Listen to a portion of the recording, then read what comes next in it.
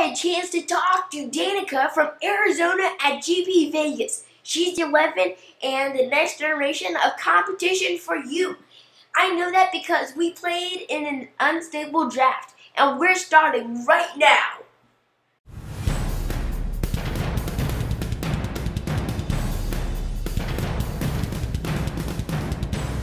Reaching and teaching young mages of all ages.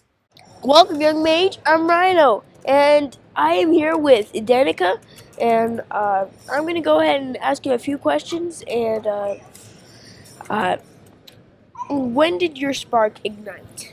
It was about 2015, early summer of 2015, and I was in Rome, Italy, and I was there because my sister had an event.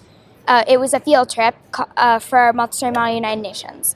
And the second week we were there, we did a bunch of touring. And so there was one day when we were on a train from Rome to Florence to do some touring in Florence. And my sister had a few friends there that wanted to learn how to play Magic, and my dad happened to have a couple of starter decks. So they started to play Magic. And my dad had tried to teach me a year before, but I didn't quite grasp it. So I tried to learn again, and I finally got it. And it just, once, I think because I was a little bit older, I had more knowledge, and it just kind of clicked. And so that's when it really happened. So what formats do you like to play? So I play a lot of sealed and a lot of limited. That's what I've played most of all. I just recently got into modern, started playing an affinity deck. And so that's what I really like to do right now in terms of constructed. And then for sealed, I think for sealed and limited, I think my favorite format of limited is doing drafts. So, yeah. Yeah, that is really fun. Why do you like to play Magic other than just other card games or games? So Magic is very different from other card games. It's more interactive. There are a lot of different ways you can play and a lot of different things you can do. And so I especially like it because you have to strategize a lot, and it's really fun to get to know everyone, to just learn the entire game, and to try all the different formats. And then also, I love doing games that kind of test me in terms of knowledge and kind of make me strategize or just think about it for a little bit, kind of like brain teasers. And so Magic really helps me do that, and it helps me expand my brain teasing skills. So can you think of any fantastic Magic stories? I actually can. This one is one that I've actually been telling a lot recently. So when Unstable first came out, and as you know, it's a silver border deck, and so it's really fun to play. And it was my first silver border deck that had come out when I was playing Magic.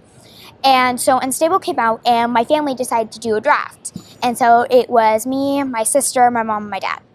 And we drafted Unstable, and I ended up drafting a white-green kind of deck with a little bit of everything.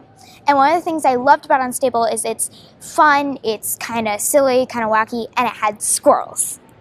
Because squirrels are adorable, and they're amazing. And so when I found out that they had things that could create 1/1 green squirrel tokens, I just was like, oh, gimme.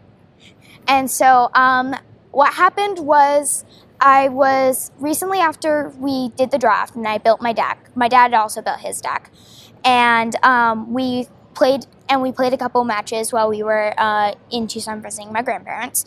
And in one of the games, I ended up getting host and augment, which was a humming pony, which what it does is whenever you attack with 2 or more creatures, exile a card that you have, exile